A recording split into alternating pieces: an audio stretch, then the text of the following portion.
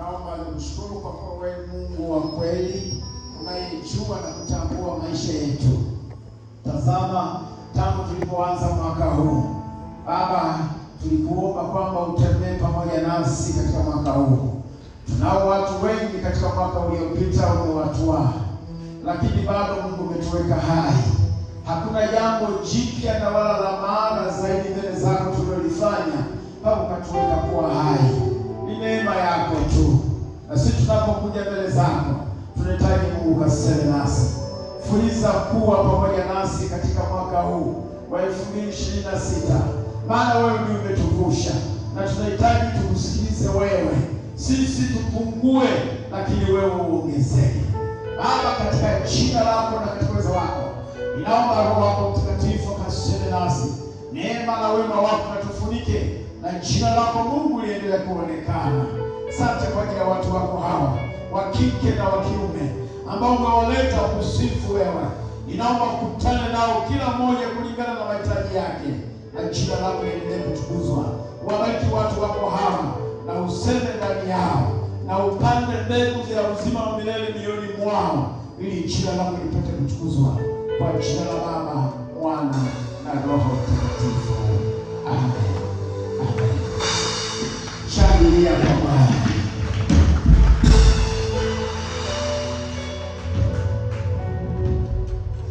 Jamani, Bwana Yesu asifiwe tena. Kwa wale waliochelewa, nilisema mimi ni mchungaji John Marco kutoka Kigoma, manispaa ya Kigoma Ujiji. Bila kupoteza muda na katika muda huu, kwa sababu kuna ibada nyingine pia, naomba tufungue kitabu cha Matendo ya Mitume sura ya 9. Leo ni siku ya Paulo, na ndio maana wazo kula leo ni huruma za Mungu, siku ambayo kanisa linamkumbuka mtume Paulo.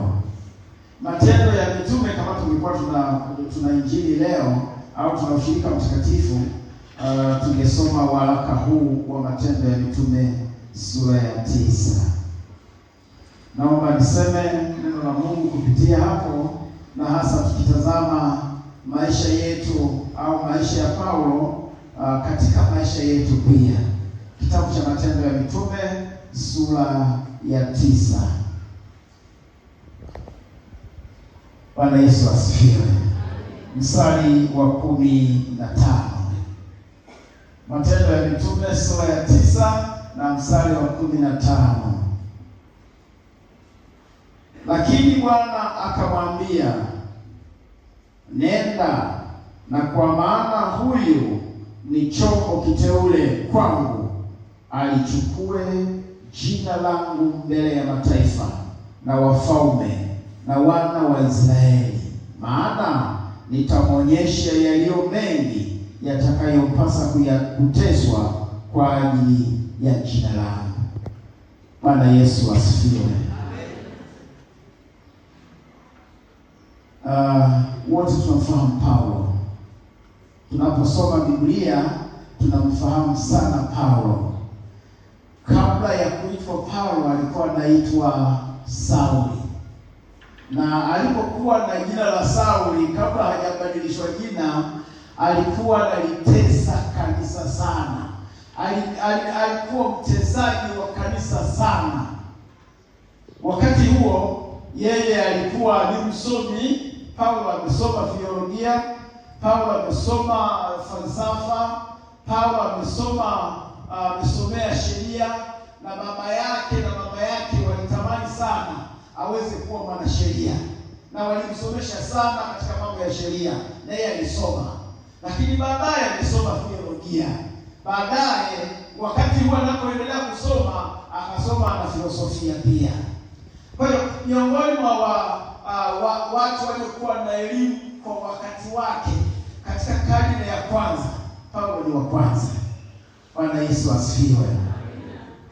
Katika muda wote wa kusoma hakulitaja jina la Bwana. Katika muda wote wa maisha yake hakuwahi kuingia kanisani. Katika muda wa maisha yake yote Paulo hakuwahi kushirikiana na Wakristo. alipopata umri wa kuanzia miaka 30 na kuendelea, alichukia sana Ukristo na hakupenda sana Ukristo uweze kuendelea.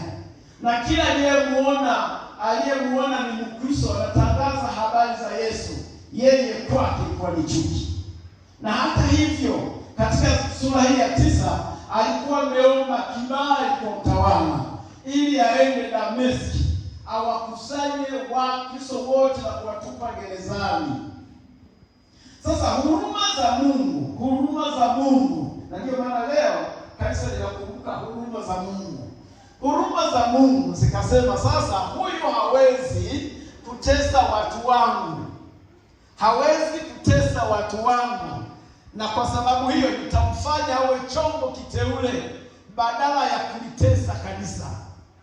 Bwana Yesu asifiwe. Katika mstari ule wa kwanza, wa pili na wa tatu, naomba nisome maneno yale ndipo tutakapoelewa ninachokisema. Anasema, lakini Sauli akazidi kutisha na kuwaza kuwaua wanafunzi wa Bwana. Akamwendea kuhani mkuu, akataka ampe barua za kwenda Dameski zilizoandikwa kwa masinagogi, ili akiona watu wa njia hii, waume kwa wake, awafunge na kuwaleta Yerusalemu. Hata alipokuwa kisafiri, ikawa anakaribia Dameski, ghafla ikamwangaza kote kote nuru kutoka mbinguni. Akaanguka chini, akasikia sauti ikimwambia, Sauli, Sauli, mbona waniudhi? Akasema, nani wewe Bwana? Naye akasema, mimi ndimi Yesu unayeniudhi wewe. Bwana Yesu asifiwe. Hayo ndiyo maneno ambayo baada ya kukutana Yesu Kristo ilibidi ahojiane naye. Naye alimuuliza, wewe ni nani uliyenifanya hivi? Akasema, mimi ni Yesu. Alijitambulisha. Bwana Yesu asifiwe. Na wote tunajua jina la mtu ndiyo anwani yake.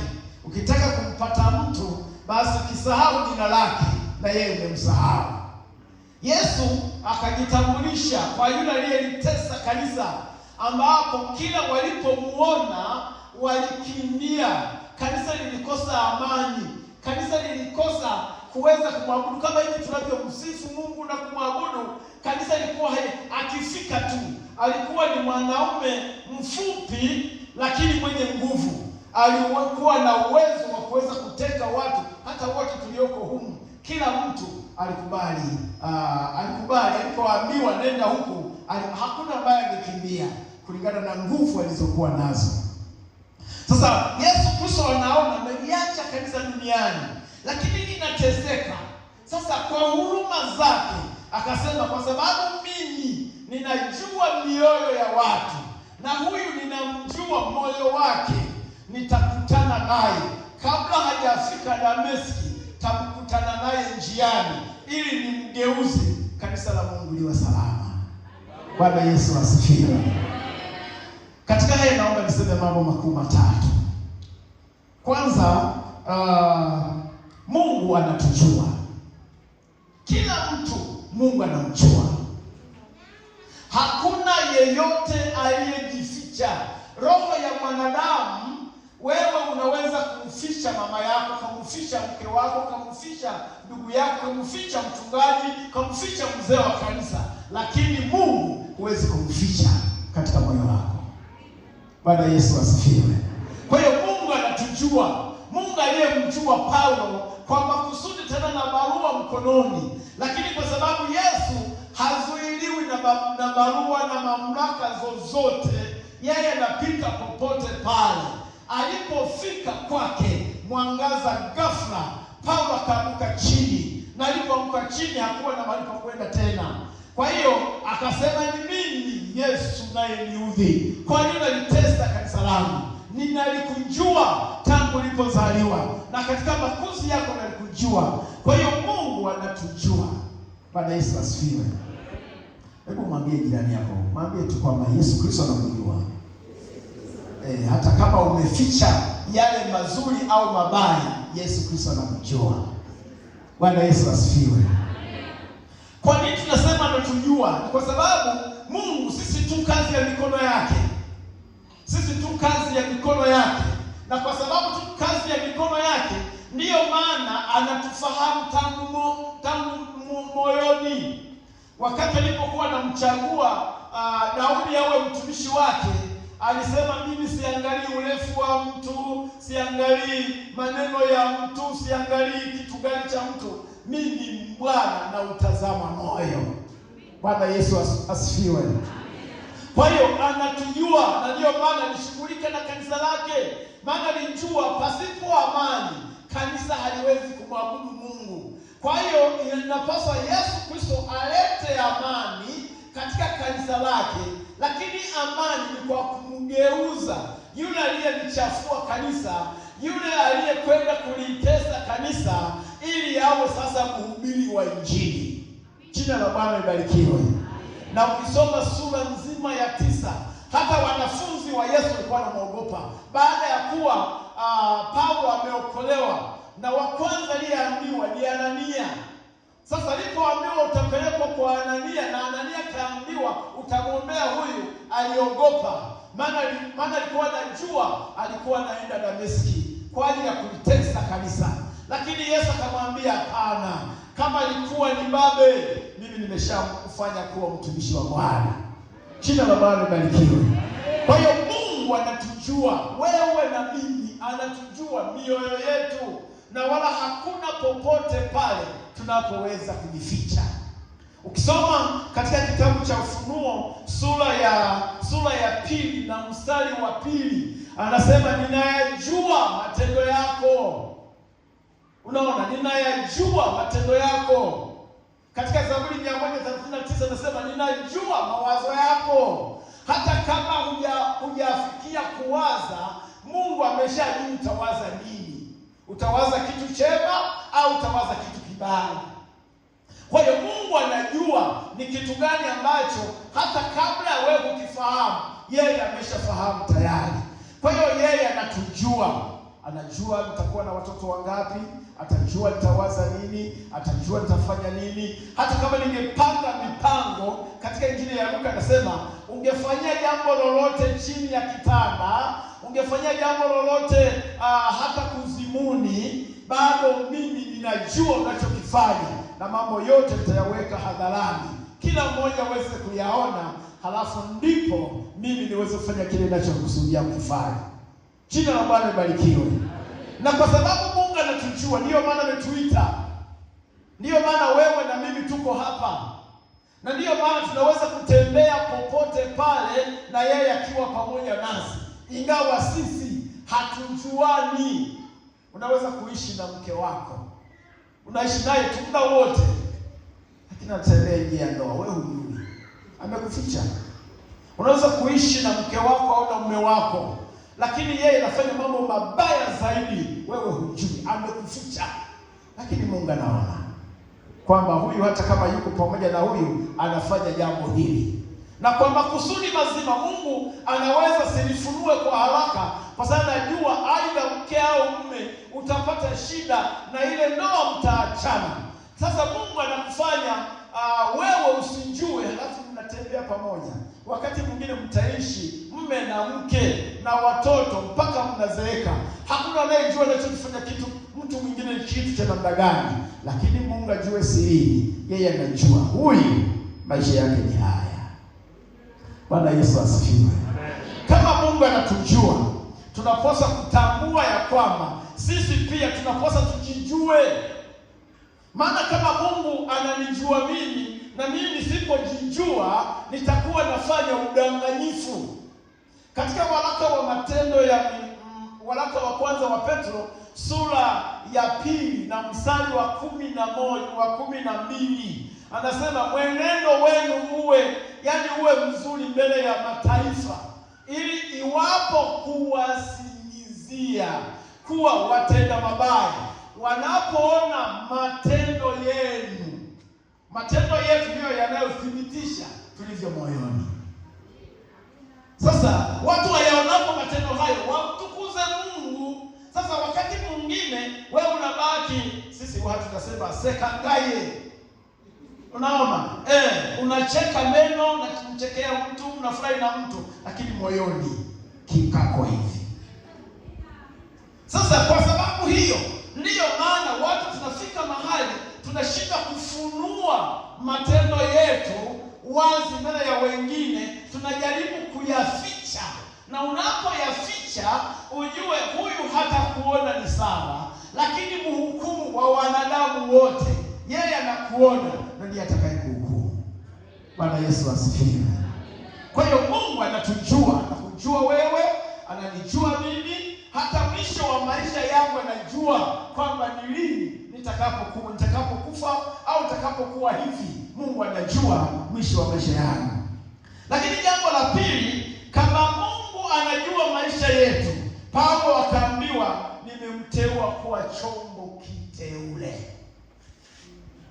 Chombo kiteule atakayepeleka taarifa, huduma, neno la Mungu kwa mataifa. Jina la Bwana libarikiwe. Jamani, sisi tumechaguliwa kuwa wateule wa Mungu. Yesu ametunyoshea mikono, wewe na mimi tunapaswa tutumike kwa furaha. Kama huwezi kutumika kwa furaha, unalidhalilisha kanisa la Mungu. Na Yesu Kristo anasema nitawaonea aibu mbele za Baba yangu. Kwa hiyo tumeitwa tumtumikie Mungu kwa furaha. Na ndiyo maana Yesu Kristo anamwambia Anania, huyo nimemteua, ni mteule wangu, ni chombo cha kuteuliwa, nimemtuma aweze kupeleka injili kila mahali. Katika jiji letu la Mwanza ni wa Kristo, na Mungu amewaita kwa Kristo. Tangu ulipobatizwa, Mungu ameendelea kuwa pamoja nawe. Wewe unatunza familia na wewe mwenyewe unajitunza. Na kwa kawaida imani au ibada, tuseme hivyo, inaanzia nyumbani.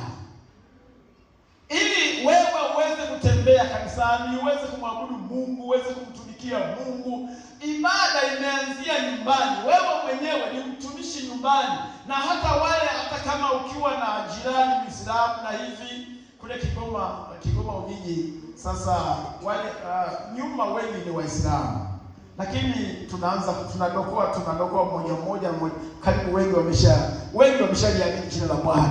Lakini kuna ndugu yako hapa ni Muislamu na anajua hii ni nyumba ya Mkristo. Kwa hiyo anajua huyu, hata kama ungeenda popote pale, anasema pale mimi nimepakana na Mkristo. Kwa hiyo ushuhuda wako wewe na mimi unapaswa kueleweka kwa mtu yeyote, kwa sababu wewe ni chombo kiteule, umeteuliwa na Bwana. Bwana Yesu asifiwe. Sio mpagani agombane na wewe ugombane. Sio mpagani chukiani na wewe uchukiane. Sio mpagani afanye mambo mabaya na wewe ufanye mabaya. Tunapaswa kutofautiana na wapagani, maana sisi ni chombo kiteule, tena kitakatifu.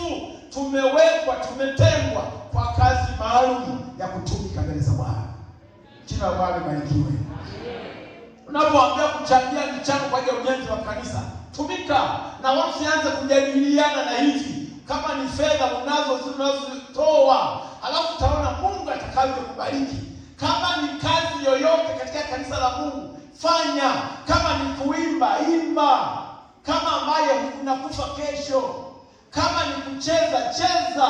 Kama ambaye unajua hata kama miguu ikivunjika, kesho Mungu ataletea mingine, maana wewe ni chombo cha Bwana. Jina la Bwana libarikiwe. Katika kazi tulizo nazo, kazi tunazozifanya, na tunaamini hakuna aliyezaliwa hapa na mwingine amehama, ametoka kule na kule, yuko hapa, amekuja tu ili ashinda melala. Kila mmoja na kazi yake, na ile kazi uliyo nayo ndiyo ofisi Mungu aliyokupatia, na hiyo kazi ndiyo unapaswa kumshirikisha Mungu. Mungu ninaomba kwa kupitia kazi hii, na mimi nikutumikie kwa njia ya mali, nikuhubiri kwa njia ya mali, nikuhubiri kwa njia ya nguvu zangu, nikuhubiri kwa ajili ya kila kitu tunachokifanya. Wewe Mungu wewe pamoja nami, na unibariki. Na unapotoa Mungu anakubariki. la Bwana libarikiwe. Ila ukiwa mtu mgumu, na Mungu anakuwa mgumu kwa ajili ya biashara zako na kazi unayoifanya. Jina la Bwana libarikiwe. Tunajua katika kutumika tuna vikwazo mbalimbali. Katika kutumika tunakutana na mambo mbalimbali. Ukitoka kanisani, wakati mwingine na wengine wanasema ndio anajipendekeza kanisani, anajipendekeza kwa wachungaji, anajipendekeza madhabahuni na hivi ili waone kwamba sasa yeye ni nani na hivi na vile. Wewe fanya kazi ya Mungu, usiangalie vikwazo. Jina la Bwana libarikiwe. Hao watakukataa, watafanya hivi, lakini kile unachokifanya Yesu anakuongezea. Jina la Bwana libarikiwe. Bwana Yesu asifiwe. Barikiwe mtumishi wa Mungu. Katika hali uelewe ya kwamba kazi ya Mungu alipotuita, Mungu ametuita ili tumtumikie yeye. Hajatuita kwa hasara, ametukomboa kwa faida. Sasa faida ile wewe na mimi tuionyeshe katika maisha yetu ya nyumbani, katika maisha yetu sehemu ya kazi, ofisini, mahali pote unapokuwepo, waelewe huyu ni mtumishi wa Mungu, na wala mtu yeyote yule asikubadilishie katika imani yako. Mwambie mimi ni chombo cha Bwana. Jina la Bwana libarikiwe. Na ndio maana Yesu akasema huyu nimemfanya kuwa chombo changu kiteule, tena kabisa muone kwamba huyu nimemuita, na wala msiwe na shaka naye tena. Yesu Kristo akisha kwamba kuvunja mambo yote ya kale yamepita, halafu natembea na mapya. Jina la Bwana libarikiwe. Lakini jambo la tatu, baada ya kuwa umefanya hayo yote, umemtumikia Mungu kanisani, umefanya kazi za Mungu, umemwimbia, umetenda hayo, umeshuhudia haya na yale, umefanya hiki na kile. Jambo la tatu, sisi sote ambao tunaoendelea kutumika, tumeahidiwa uzima wa milele. Bwana Yesu asifiwe. Wagalatia sura ya 6, naomba tusome pale.